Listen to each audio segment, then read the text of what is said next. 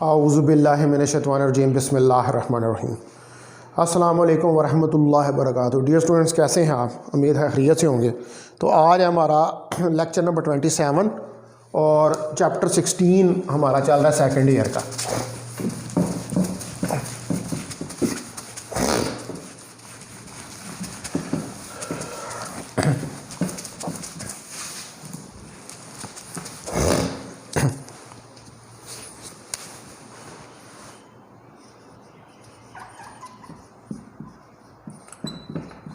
Lecture number 27 second year M2। Date है हमारे पास 26/12/2020 और चैप्टर है हमारे पास 16 फिज़िक्स। तो हमने जो है वो चैप्टर नंबर 16 के शॉर्ट क्वेश्चंस जो हैं उनको स्टार्ट किया हुआ है। तो ये शॉर्ट क्वेश्चंस जो हैं इनको आज कंप्लीट करने की कोशिश करते हैं। कल हमने जो है ये आई थिंक सो के 5 शॉर्ट क्वेश्चंस जो हैं वो कर लिए थे और आज हमने जो है वो 16.6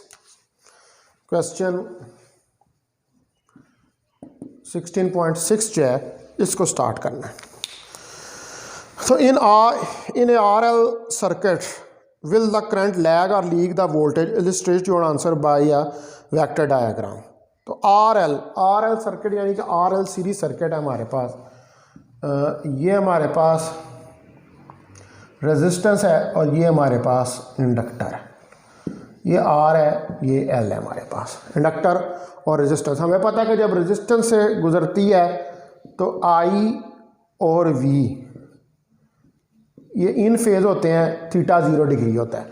और जब इंडक्टर से पास करता है तो V I से लीड कर जाता है 90 डिग्री से, यानी कि यहाँ पर थीटा 90 डिग्री या π/2 के बराबर होता है। तो वह कहता है अब वेक्टर डायग्राम इसकी कंबाइंड जो है वो बना दें और कंबाइंड डायग्राम जो है उसको बनाने के बाद जो है आप इसको डिस्क्राइब करें। तो आप देखें कि हमारे पास कंबाइंड डायग्राम जो है ये हमारे पास इस तरफ जो है ये VR आ जाएगा, यानी कि IRMS R के बराबर ये हमारे पास VRMS आ जाएगा, ठीक है। और ये हमारे पास इस तरफ आ जाएगा VL, ठीक है। VL ये भी हमारे पास VL होगा ये वाली साइड पे। तो ये VL जो है ये हमारे पास क्या होगा IRMS XL के बराबर। तो ये हमारे पास जो है ये फिगर बन जाएगी। ये यहाँ से हमारे पास एंगल जो है वो थीटा बन रहा है। तो इसमें करंट जो है वो लैग कर रही है behind the voltage by angle theta, ठीक है। I is behind V by theta is equal to π/2। इससे जो है ये लैग कर रही है। तो हमारे पास थीटा अब यहाँ से क्या आएगा, tan ऑफ थीटा। अगर आप देखें तो tan ऑफ थीटा हमारे पास VL over VR perpendicular over base. tan theta किसके बराबर, VL ओवर VR। तो VL हमारे पास है IXL और VR है हमारे पास IR। ये वैल्यू यहाँ पर पुट करें तो tan ऑफ थीटा मेरे पास IXL ओवर IR के बराबर आ जाएगा। I से कट गया तो tan of theta XL over R के बराबर आ जाएगा। और इसको हम राइट डाउन कर सकते हैं कि theta is equal to tan inverse XL over R, ठीक है। ये हमारे पास एंगल थीटा जो है निकल आएगा। यहाँ पे XL जो है वो ओमेगा L के बराबर है। Theta tan inverse omega L over M R. ठीक है, आर रेजिस्टेंस है, ओमेगा जो है वो एंगुलर फ्रिक्वेंसी है, एल जो है वो इंडक्टेंस ऑफ द इंडक्टर है। तो ये हमारे पास एंगल थीटा जो है निकल आएगा, जो हमें ये बता रहा है कि आई जो है वो बिहाइंड वी है by the angle of pi by 2, pi by 2 के एंगल्स हैं। ठीक है डियर स्टूडेंट्स, अब हम देखते हैं अगला जो हमारा क्वेश्चन है। तो नेक्स्ट क्वेश्चन जो है हमारा वो है, उसको मैं रीड आउट करता हूँ कि a choke coil is placed in series with electric lamp in an AC circuit causes the lamp to become dim. कहता है कि चोक कॉइल जो है वो सीरीज में आपने प्लेस की हुई है एक इलेक्ट्रिक लैंप से, और इसकी वजह से इलेक्ट्रिक लैंप जो है उसकी ब्रिलियंस यानी कि उसकी चमक जो है वो कम हो जाती है। वाइट इज सो, कहता है क्यों ऐसा है। A variable capacitor added in series in the circuit may be adjusted until the lamp glows with normal brilliance. कहता है अब कैपेसिटर जो है वो सर्किट के अंदर ऐड कर दिया, और जब कैपेसिटर सर्किट के अंदर ऐड कर दी है तो अब वो नॉर्मल ब्रिलियंस के साथ जो है उसकी हमने कैपेसिटर की कैपेसिटेंस को इस तरह वैल्यू को एडजस्ट किया है कि वो नॉर्मल ब्रिलियंस के साथ जो है उसने ग्लो करना शुरू कर देता है। कहता है explain how this is possible. कहता है ये किस तरह पॉसिबल है, इसको एक्सप्लेन करें।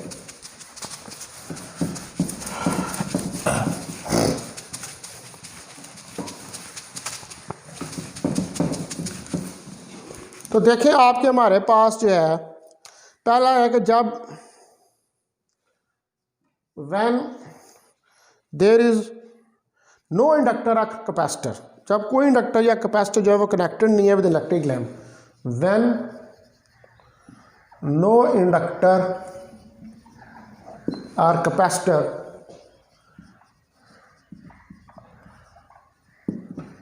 Is connected to electric lamp. ठीक है, यानी कि यूँ है, ये हमारे पास लैंप है, ये वाला सर्किट है, कोई इंडक्टर कैपेसिटर नहीं लगा हुआ। तो इस केस में करंट जो है सर्किट में से, द करंट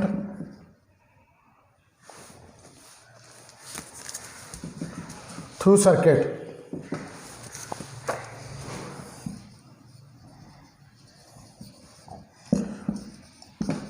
तो इस केस में हमारे पास जो करंट है सर्किट से वो क्या होगी, according to Ohm's law V over R। इसको हम कह देते हैं इक्वेशन नंबर 1। अब दूसरे नंबर पर व्हेन इंडक्टर इज कनेक्टेड, ठीक है, व्हेन इंडक्टर इज कनेक्टेड। अब आपने इंडक्टर जो है वो लगा दिया, यानी कि इस लैंप के साथ यहाँ इस फिगर के अंदर एक इंडक्टर जो है वो आ गया। तो इस केस के अंदर हमारे पास जो करंट पास करेगी इसमें से वो हम कहते हैं कि I1 V ओवर Z होगी। ठीक है, ये हमारे पास अब क्या है कि ये लैंप लगा हुआ है, इसकी रेजिस्टेंस R होगी, ये RL सीरीज सर्किट जो है वो बन गया। तो RL सीरीज सर्किट के अंदर Z जो होती है इम्पीडेंस वो किसके बराबर होती है, R² plus X² L under root के। तो इसका मतलब है कि I1 मेरे पास किसके बराबर आ जाएगी, V over R² plus X² L का अंडर रूट। ये मेरे पास जो है वो I1 की वैल्यू निकल आएगी, यानी कि ये वो करंट है I1 जब हमारे पास RL सीरीज सर्किट है, और ये मेरे पास कोई इक्वेशन नंबर 2 हमारे पास आ गई। अब आपने एक वेरिएबल कैपेसिटर जो है वो इस सर्किट के अंदर कनेक्ट कर दिए। ठीक है, यहाँ पर आगे आके एक वेरिएबल कैपेसिटर, ये जिसकी कैपेसिटेंस C है, इसकी इंडक्टेंस L है, इसकी रेजिस्टेंस लैंप की R है, इसको कनेक्ट कर दिया। तो तीसरा part, when the variable capacitor is connected. जब आपने वेरिएबल कैपेसिटर जो है उसको कनेक्ट कर दिया तो अब हमारे पास जो करंट है वो क्या आ जाएगी, ये RLC सीरीज सर्किट जो है ये बन गया हमारे पास। अब ये कौन सा सर्किट बन गया, RLC सीरीज सर्किट। तो RLC सीरीज सर्किट जो है उसकी एम्पीडेंस हमारे पास Z बराबर होती है R² plus X² L minus X² C। ठीक है, तो ये वैल्यू जो है उठा के आप पुट करेंगे इस वैल्यू में, I2 करंट जो गुजर रही है अब इसके अंदर से वो है हमारे पास V/Z। तो I2 हमारे पास V/R² plus X² L minus X² C का स्क्वायर का अंडर रूट। ये चीज़ जो है ये हमारे पास आ जाएगी, ये हमारे पास I2 की वैल्यू जो है वो निकल आएगी। ठीक है, तो रेजिस्टेंस ऑफ वेरिएबल कैपेसिटर जो है हम उसको इस तरह एडजस्ट करते हैं। ठीक है, वेरिएबल कैपेसिटर की रेजिस्टेंस को सॉरी कैपेसिटेंस को हम इस तरह एडजस्ट करते हैं। द कैपेसिटेंस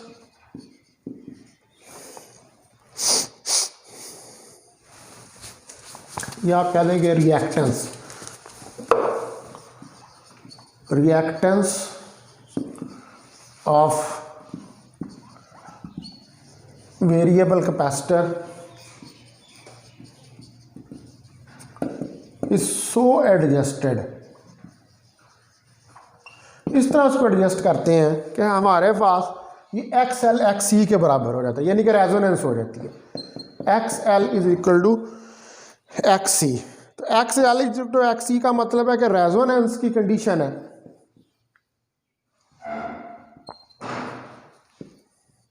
और रेजोनेंस कंडीशन के ऊपर मैक्सिमम करंट जो है वो सर्किट में से फ्लो करती है, यानी कि I2 करंट फिर क्या आ जाएगी, जब ये XL XC के बराबर हो जाएगा तो V/R² plus XL minus XL का स्क्वायर का अंडर रूट ये कट जाएगा। ठीक है, तो हमारे पास I2 क्या आ जाएगा, V/R, R² का अंडर रूट लेंगे तो V/R के बाद, तो करंट I2 जो है वह फिर दोबारा इक्वल होगी या करंट I1 के। ठीक है, ये इक्वेशन नंबर 3 है। तो इक्वेशन नंबर 1 आप नहीं देखें आप, तो इक्वेशन नंबर 1 जो थी उसके अंदर करंट I जो है वो V/R के बराबर थी। तो इसका मतलब है कि I एंड I2 इक्वल हो गई हैं एक दूसरे के। Hence lamp glows with normal brilliance. तो एक्चुअली अभी तो यहाँ पर हुआ क्या है कि पहला केस जो था उसके अंदर आपके पास सिर्फ लैंप था तो रेजिस्टेंस थी, और जो आपका लैंप था वो ग्लो कर रहा था, वो चमक रहा था। ठीक है, दूसरे केस में आपने इंडक्टर लगाया तो इंडक्टर की वजह से एक और रिएक्टेंस आई, एक और रेजिस्टेंस आई, जिसकी वजह से लैंप ने कम ग्लो करना शुरू कर दिया। यानी बार रेजिस्टेंस बढ़ी तो उसकी ग्लो की इंटेंसिटी जो है वो कम होगी। उसके बाद आपने दोबारा एक कैपेसिटर लगा दिया और कैपेसिटर की रिएक्टेंस को इस तरह एडजस्ट किया कि हमारे पास रेजोनेंस की कंडीशन आ गई। तो जब रेजोनेंस की कंडीशन आ गई तो हमारे पास जो करंट निकली वो दोबारा V/R आ गई। तो V/R जो I2 थी वो V/R I के बराबर हो गई। यानी कि जब आपने एक कैपेसिटर उसके अंदर ऐड करके तो कैपेसिटर की वजह से रेजोनेंस की कंडीशन आई, और रेजोनेंस की कंडीशन की वजह से दोबारा लैंप ने अपनी मैक्सिमम ब्रिलियंस के साथ जो है वो ग्लो करना शुरू कर दिया। ठीक है डियर स्टूडेंट्स,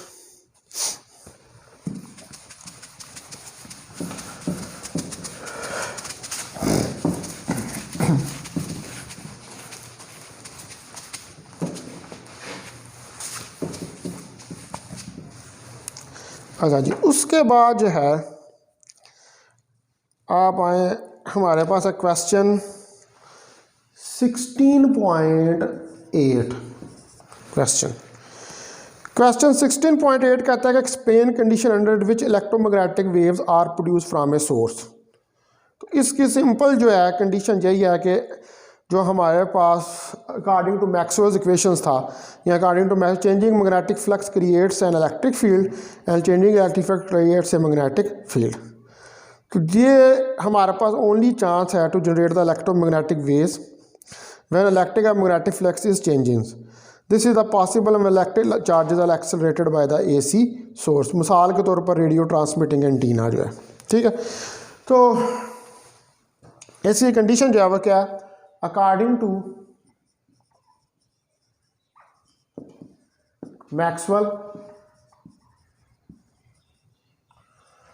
मैक्सवेल के मुताबिक changing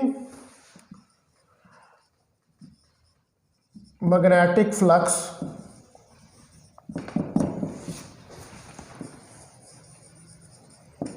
creates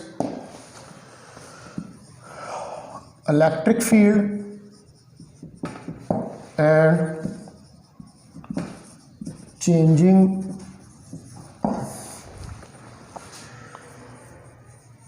electric flux creates magnetic field, ठीक है। तो ये हमारे पास कंडीशन है। तो the electromagnetic waves only produced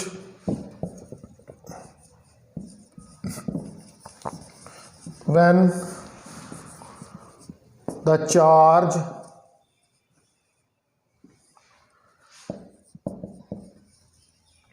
accelerates. ये सिर्फ उस वक्त प्रोड्यूस होती हैं जब चार्ज जो है वो एक्सेलरेट करता है। जब तक चार्ज जो है वो कांस्टेंट वेलोसिटी के साथ मूव करता रहेगा उतनी देर तक इलेक्ट्रोमैग्नेटिक वेव्स जो हैं वो प्रोड्यूस नहीं होंगी। लेकिन जब चार्ज जो है वो एक्सेलरेट करेगा तो चार्ज के एक्सेलरेट करने की वजह से इलेक्ट्रिक और मैग्नेटिक फ्लक्स चेंज होंगे और इनकी वजह से इलेक्ट्रिक और मैग्नेटिक फील्ड प्रोड्यूस होंगे जो कि इलेक्ट्रोमैग्नेटिक वेव्स की सूरत में ट्रैवल करेंगे इन द स्पेस। और रेडियो ट्रांसमिटिंग एंटीना जो है वो इसकी एग्जांपल है हमारे पास।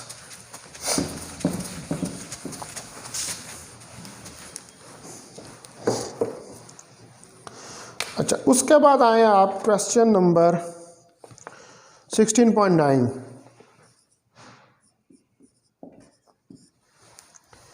How the reception of a particular radio station is selected on your radio set. कहता है आप किस तरह पर्टिकुलर स्टेशन को अपने रेडियो सेट के ऊपर सिलेक्ट करते हैं। तो हमें पता है सिंस FR जो है 1/2 पाई LC के बराबर होती है रेजोनेंस, ठीक है। इसमें L जो है वो इंडक्टेंस है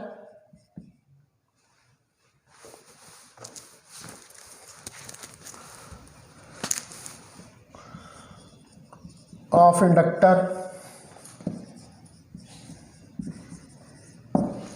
और C जो है ये कैपेसिटेंस है of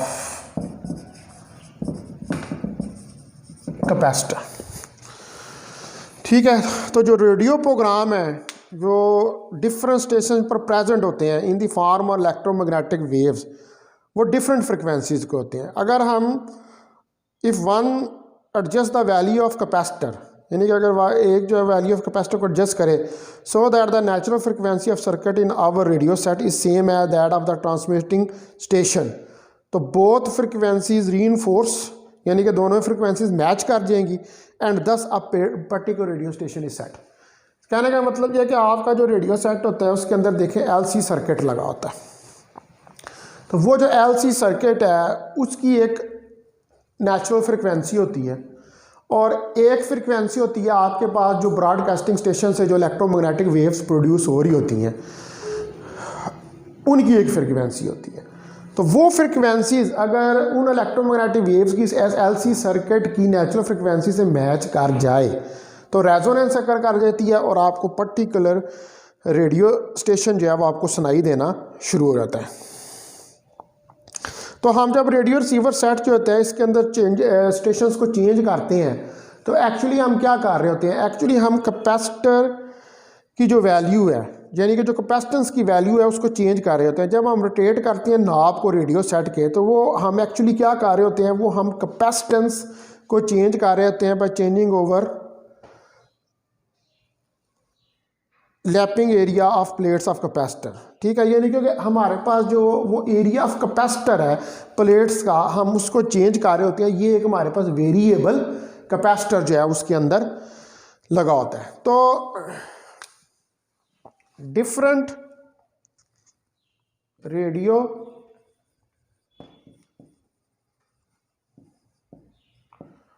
programs of different stations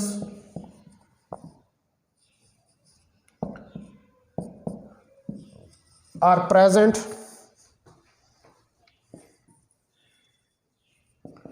in the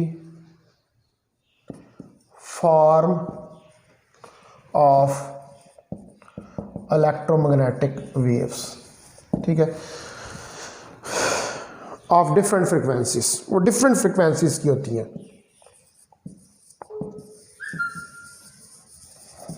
of different frequencies, जिनकी के हमारे पास डिफरेंट फ्रिक्वेंसीज होती हैं।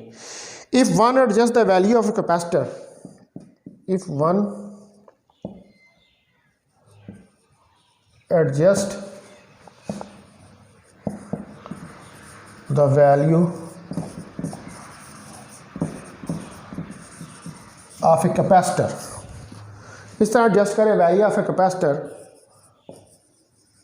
सो दैट नेचुरल फ्रिक्वेंसी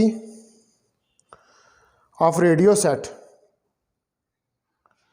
हमारी जो natural, so that natural frequency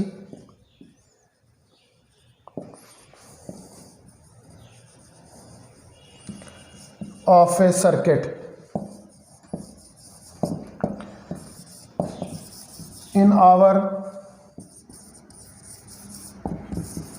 radio set, तो जो नेचुरल फ्रिक्वेंसी है सर्किट की हमारे रेडियो सेट के अंदर, ये नेचुरल फ्रिक्वेंसी जो है is same as that of transmitting station.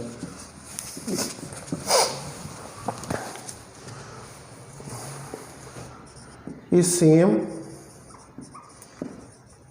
as that of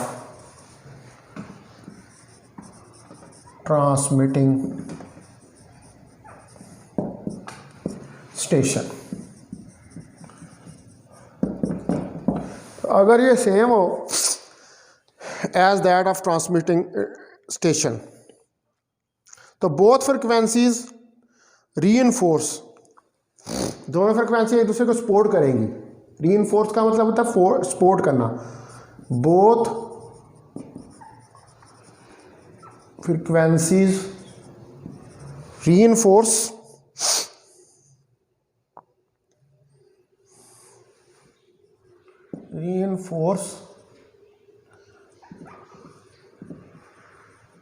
each other, एक दूसरे को रीइंफोर्स करेंगी एंड दस a particular radio station is set, यानी कि जो पर्टिकुलर रेडियो स्टेशन है वो आपको सुनाई देना शुरू कर देगा जब दोनों फ्रिक्वेंसीज एक दूसरे के साथ मैच कर जाएंगी। तो हमारे पास जो एक्चुअली हमारे पास रेडियो रिसीवर सेट होता है, इन radio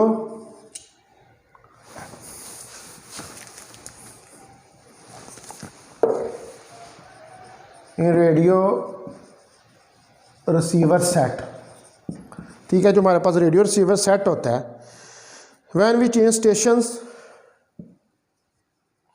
when we change stations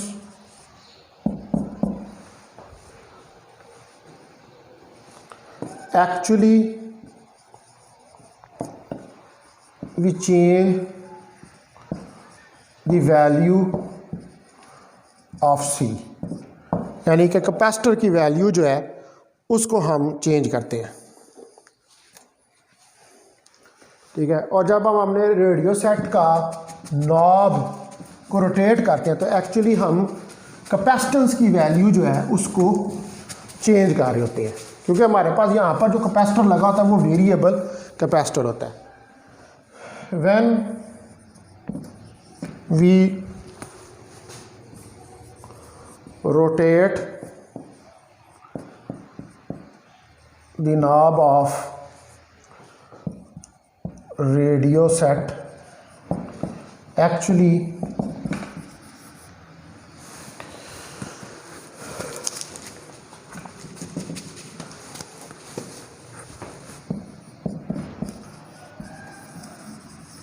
we are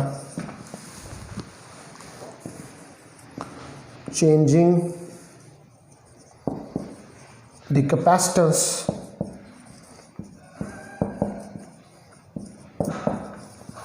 of a capacitor.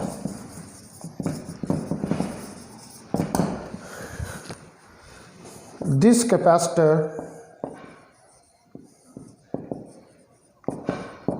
is a variable capacitor. तो ये कैपेसिटर जो होता है हमारे पास, ये कौन सा कैपेसिटर होता है? ये हमारे पास वेरिएबल कैपेसिटर होता है। ठीक है डियर स्टूडेंट्स, तो इस तरह आप अपने रेडियो सेट के ऊपर जो है वो किसी भी स्टेशन को ट्यून करते हैं। उसके बाद आ जाए क्वेश्चन नंबर 16.10 पे, लास्ट क्वेश्चन पे।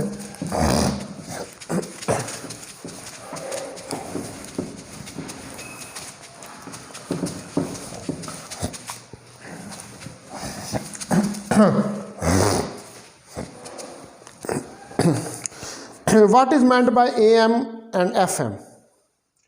16.10 AM और FM से क्या मुराद है? तो AM, the term AM stands for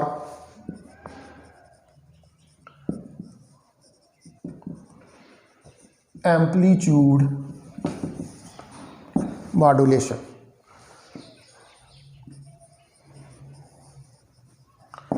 ये एम्पलीट्यूड मॉड्यूलेशन के लिए स्टैंड करती है। तो एम्पलीट्यूड मॉड्यूलेशन के अंदर इन AM, एम्पलीट्यूड मॉड्यूलेशन के अंदर the amplitude of carrier wave increases और डिक्रीजेस।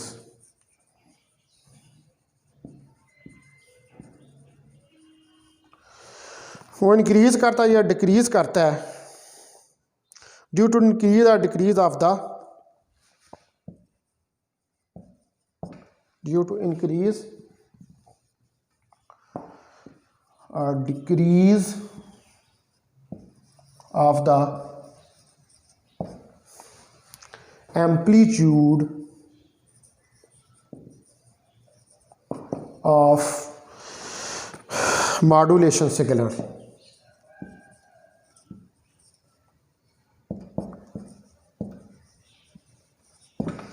कल आपको मैंने बताया था कि एम्पलीट्यूड मॉड्यूलेशन का और फ्रिक्वेंसी मॉड्यूलेशन का, तो आपको ये बात बताई थी कि एएम में क्या होता है कि जो एम्पलीट्यूड होता है कैरियर वेव का, कैरियर वेव कौन सी होती है? आपके पास इलेक्ट्रोमैग्नेटिक वेव होती है। इसका एम्पलीट्यूड कम या ज़्यादा होता है जब इसके ऊपर जो वेव जो मॉड्यूलेशन सिग्नल होता है, यानी कि मॉड्यूलेटिंग सिग्नल कौन सा होगा? साउंड का सिग्नल होगा, लाइट का सिग्नल होगा, जो भी। जब इसका एम्पलीट्यूड चेंज होता है तो क्यों इसका एम्पलीट्यूड चेंज होता है? क्योंकि जो मॉड्यूलेटिंग सिग्नल होता है उसका भी एम्पलीट्यूड चेंज हो रहा था। तो इसको हम कहते हैं एम्पलीट्यूड मॉड्यूलेशन, जिसमें एम्पलीट्यूड जो है उसके अंदर चेंज आती है। दूसरी है हमारे पास एफएम। एफएम जो है ये स्टैंड करती है फ्रीक्वेंसी मॉड्यूलेशन के लिए।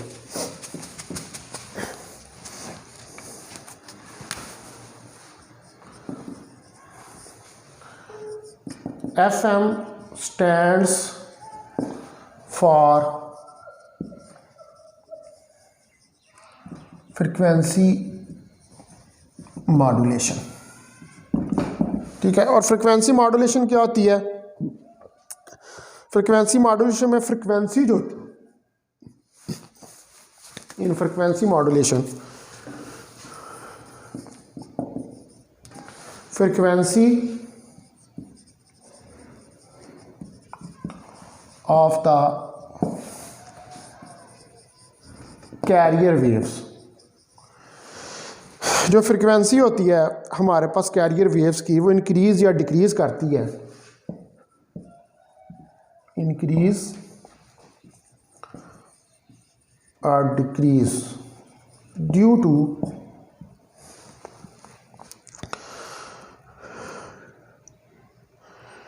The increase or decrease in the amplitude of modulation signal, ठीक है। but amplitude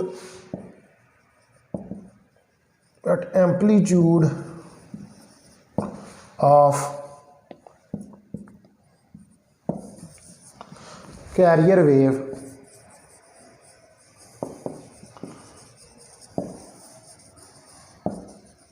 does not change।